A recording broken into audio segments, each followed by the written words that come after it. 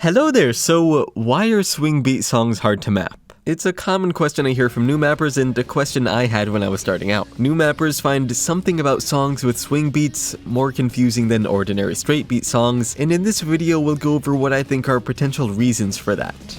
By first getting everyone up to speed, this is a song with a straight beat.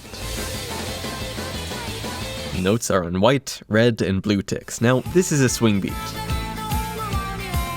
Subdivision between each white tick is different. Notes land on white and purple ticks, making for a jazzy swing feel. I'll be calling these 1/3 songs / maps from here on because their objects snap to 1/3 ticks and people in Osu tend to call them by that name.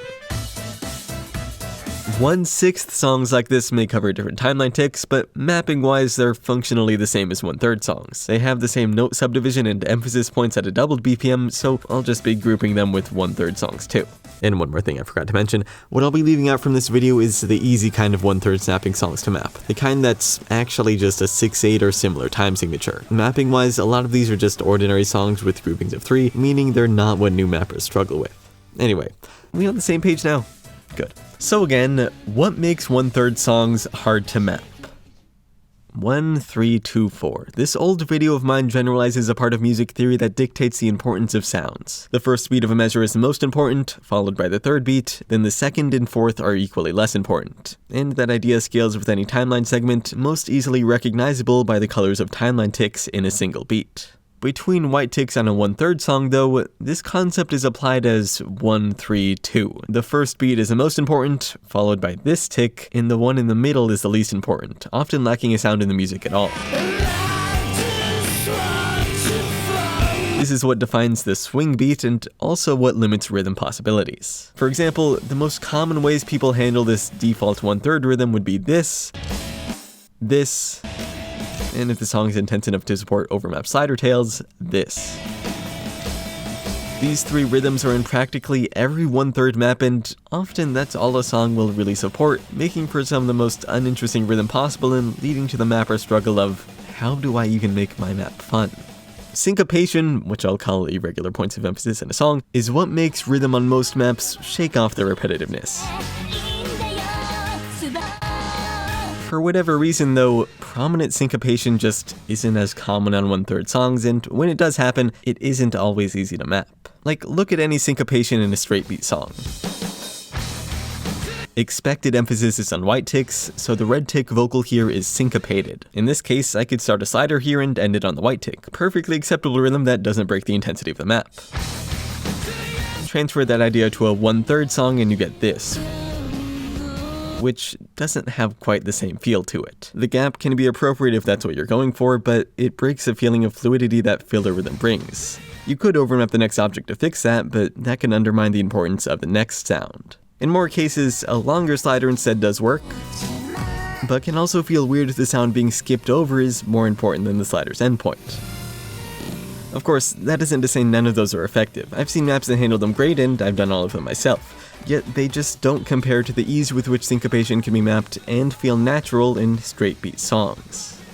Then to top that off, 1/3 songs lack major density changes. Generalization of music obviously, but hear me out. Most maps have a mix of jumps and streams, 1/2 and 1/4, that allow a mapper more interesting mapping opportunities. Swing beat songs, however, rarely have any denser variant, making for the equivalent of mainly jumps and longer pauses. Even that's kind of a stretch though, given how rarely a lot of 1/3 songs even have back-to-back 1/3 sounds. This tick is almost always empty, so consecutive circles in the form of jumps are, compared to normal songs, really rare.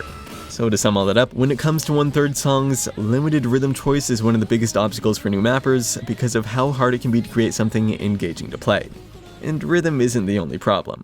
First, the obvious, repetitive rhythm can often mean repetitive patterning. It feels like there's simply less placement options to choose from because of how frequently the same things have to be expressed. Second, and much more relevant to the new mapper struggle, a lot of 1/3 maps are designed with spacing similar to alternating maps. Like, let's look at spacing on this average map. When there's a 1/3 gap between clickable objects, spacing is small. When there's a 1/3 gap after a slider end, spacing is usually larger. This pair of concepts is what you'd usually find on any classic, underweighted alternating map. The only barely notable difference between most alternating maps and 1/3 maps is how much more common longer gaps are, making for a lot of these double circle patterns. And so, what about being similar to an alternating map is hard for mappers? Compared to what feels like lower BPM maps where spacing and movement is pretty lenient on all fronts, maps that feel like higher BPM need a bit more careful attention. New mappers aren't always capable of providing that attention though, meaning appropriate object composition on 1/3 maps is a major obstacle too. That being said, there's a number of subtle reasons that add together to make 1/3 songs a relative pain to map. That's my over-detailed mapper perspective answer, but not in all cases does that make for the strongest argument. What could easily be the biggest reason why most people struggle with mapping 1/3 is how little exposure it gets.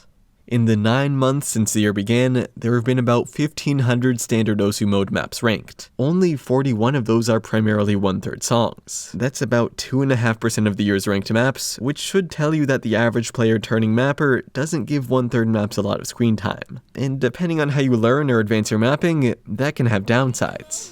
Mapping has changed how I play Osu. At first, I was engaged by getting PP and rising in various rankings and whatnot, then as I invested more time in mapping, I found that one of my growing reasons to play a map was, it's hard to describe as anything other than for the sake of the map.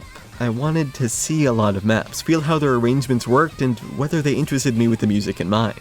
Through that, I was and still am able to expand my own mapping. Playing maps shows me patterns that I haven't thought about while messing around in the editor before. Multiple times, single object arrangements I've seen while playing other people's maps have been the inspiration for my own maps through using that pattern and building other patterns around it. For example, this map led me to make this map. And this map led me to make this map. Then this one led me to this one. I could go on all day. In each of these, I'm not directly copying a mapper's style, but rather just a pattern I found interesting, and that means some of my maps would be way different if not for intaking patterns while I play the game.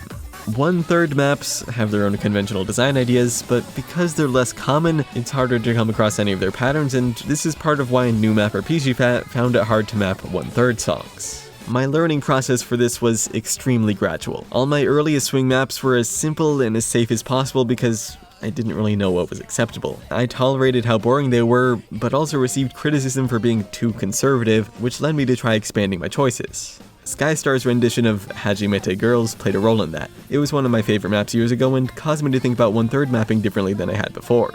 Rhythmically, the map is nothing special. Most of it uses the default generic 1/3 rhythms I showcased earlier, but the amount of different types of patterns it used for those limited rhythms was what kept me interested. Whether or not the rhythm patterning balance was the point of the map, I can't judge, but after playing this, I tried to design my own 1/3 maps with the patterning focus to compensate for their lackluster rhythm. Then I had a similar experience with Lonate's Rakujitsu Romance map. It had similarly simple rhythm, but compensated for that with continuous changes in slider velocity, which my own maps directly took after.